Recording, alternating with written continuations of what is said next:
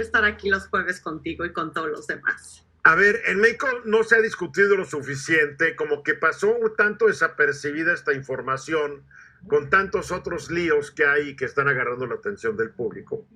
Pero el gobierno mexicano decidió no renovar un acuerdo que tenía con la DEA, la Agencia Antidrogas de Estados Unidos, que tanto sirvió para atrapar a tantos narcotraficantes, porque no nos hagamos tontos.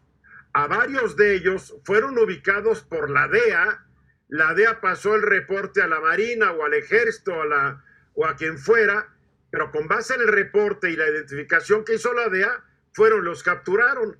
Ahora el gobierno mexicano pues manda a volar a la DEA. ¿Qué está pasando? Así es, Eduardo. Pues se dio a conocer que una unidad de inteligencia de la Agencia Antidrogas de Estados Unidos, la DEA, fue clausurada, de hecho, en abril del año pasado, pero esta información se dio a conocer esta semana y es otro golpe a la cooperación en materia de seguridad entre México y Estados Unidos, que de por sí, Eduardo, la relación del gobierno de Andrés Manuel López Obrador con la alta desconfianza que tiene con agencias estadounidenses y particularmente la DEA, ya lleva un historial interesante, ¿no? Yo me acuerdo perfecto, Eduardo, cuando estábamos en cabina, después del Culiacanazo, donde dejaron libre a Ovidio Guzmán, un operativo que se hizo muy de la mano y de manera cercana con inteligencia de la DEA, y esto, me acuerdo en cabina que estábamos diciendo que iba a tener consecuencias en el corto y mediano plazo en la relación bilateral.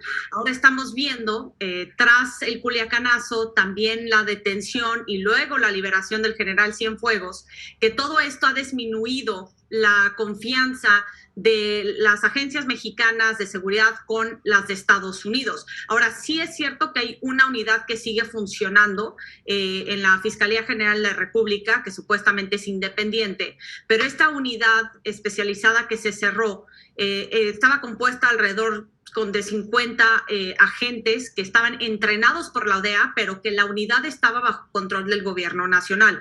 Estas unidades también están en 15 otros países de la información que compartió Reuters en esta nota.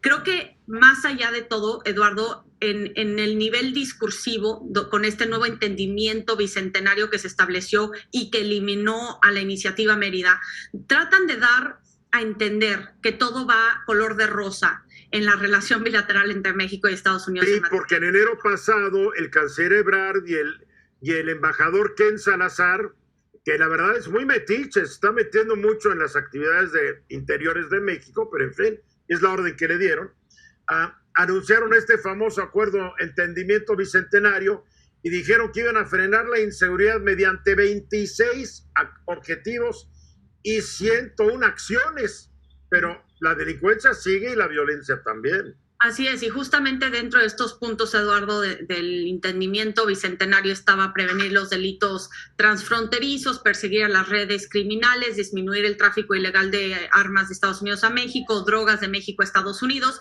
y todo queda muy bien plasmado en el marco de este entendimiento, pero la realidad de fondo es que hay una alta desconfianza, una falta de cooperación y comunicación entre las agencias estadounidenses de seguridad con las mexicanas, y unos dicen, bueno que se vaya la DEA de México. Es cierto que la DEA tiene sus objetivos, tiene su agenda, sus intereses, pero al final del día sí eran muy importantes en cuanto a darle pistas al gobierno mexicano para el contrabando de drogas, disminuir y atacar de manera frontal al crimen organizado. Y ubicar a las cabezas, porque tienen sistemas de comunicación y de rastreo más sofisticados que los que tiene el gobierno mexicano, ¿no? Y desafortunadamente, porque la estrategia de abrazos no balazos no ha rendido resultados, sino al contrario han aumentado los índices de inseguridad. Si nosotros estuviéramos viendo resultados positivos de que estaba disminuyendo la inseguridad en México, entonces dices, bueno, tal vez Estados Unidos no se requiere su inteligencia o su cooperación, pero la realidad es que se está poniendo muy difícil el tema de seguridad en nuestro país, no solamente con homicidios dolosos, sino con feminicidios, con ataques y violencia contra periodistas, entre otros temas.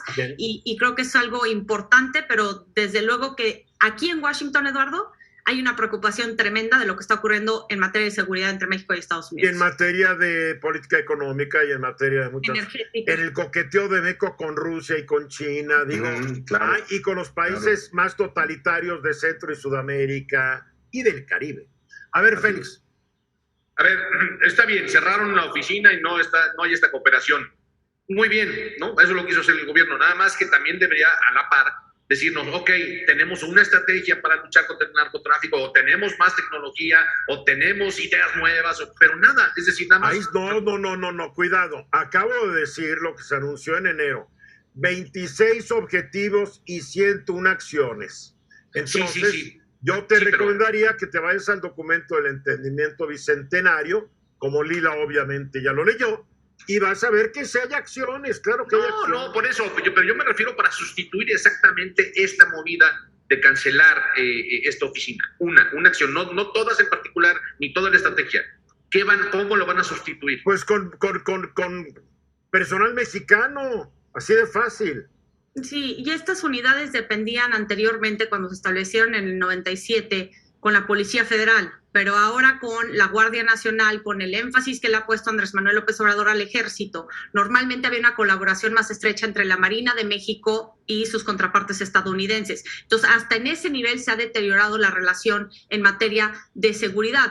A lo que voy es que en el discurso, Félix, sí hay un entendimiento, sí hay puntos y sí hay cuestiones, una estrategia. El tema es que obviamente no dicen las tensiones y la falta de confianza que realmente existe por debajo de estas estrategias que se escuchan muy bonitas, pero que en la práctica no se traducen en una cooperación estrecha. Georgina. Además, el presidente hoy se refirió a eso como una violación a la soberanía, incluso señaló al expresidente Calderón y al embajador Sarucán porque permitían toda esta entrada de la DEA y de acciones que para él violaban la seguridad. Así es que, una vez más, le echa la culpa a alguien, ¿no? No, y aparte dijo que este grupo estaba infiltrado por la delincuencia y que habían fabricado delitos. Y aquí es a donde vemos el dolor todavía que tiene Andrés Manuel de la captura del general Cienfuegos, justamente porque le ha puesto toda la confianza al ejército mexicano y fue un golpe tan duro que si de por sí ya estaba con las manos, ¿no? Con un poco de precaución de la llegada de Joe Biden, hay que recordar la reforma a la Ley de Seguridad Nacional 2 meses antes de que tomara posesión Joe Biden. Esto nos demuestra después de la captura, después de esta reforma, después de esta eliminación de la unidad, que bueno, vamos, no hay confianza alguna y que están tomando medidas en contra de lo que sucedió con el general Cienfuegos. Eduardo.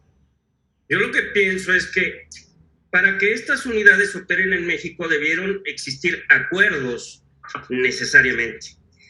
Lo que me preocupa es que no se disuelva mediante un acuerdo, sino al parecer es mediante un acto unilateral que es de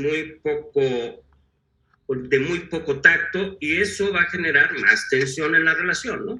Bueno, ahí, Eduardo, yo te diría que la notificación se le hizo formalmente a la DEA el año pasado. Y de nuevo, estaban entrenados estos oficiales por la DEA, pero estaban bajo el control del gobierno nacional. Entonces, claro, tiene el gobierno federal toda la facultad para eliminarla, pero creo que mandan una muy mala señal dentro del marco de cooperación con Estados Unidos. Lila, ¿qué se comenta en Estados Unidos y en Washington sobre el embajador Ken Salazar? Yo hablaba con un político muy distinguido y me decía, a ver si no resulta un segundo Henry Lane Wilson, el embajador que contribuyó al derrocamiento de Madero. Bueno, muchos están preocupados, Eduardo, de que también el embajador Salazar se ha posicionado a favor de ciertas cuestiones de Andrés Manuel López Obrador, y esto ha alarmado mucho a sectores del sector privado, a los congresistas estadounidenses y a la misma Casa Blanca. Entonces creo que en Estados Unidos hay una preocupación por lo que ha dicho en el pasado, que ha tenido que corregir sus declaraciones, pero creo que más allá hay una preocupación muy profunda, y esto te lo digo de primera mano, de que México está adoptando medidas antidemocráticas y que cada vez más está más distante de Estados Unidos y más cercanos a otras potencias rivales de Estados Unidos, que es muy preocupante para la Casa Blanca. A ver, Georgina, nos queda poco tiempo, un último comentario. Pero además, este tema del general Cienfuegos, pues tú te imaginas que un presidente que está entrando a la presidencia en ese entonces iba a permitir que detuvieran a uno de los principales generales cuando ha necesitado tanto apoyo y le ha dado tanta importancia a los militares en nuestro país, ¿no? 30 segundos, Lila. Sí, pues yo creo, Eduardo, que más allá de lo que vemos en cuanto al nuevo acuerdo, que para el presidente Andrés Manuel López Obrador era muy importante decir que la iniciativa Mérida ya estaba derrotada, creo que aún con un nuevo marco en cooperación de seguridad hay una alta desconfianza y creo que esto va a afectar la inseguridad en México aún más. Muy bien, Lila Beth, mil gracias. Gracias a ti, Eduardo. Nosotros vamos a mensajes.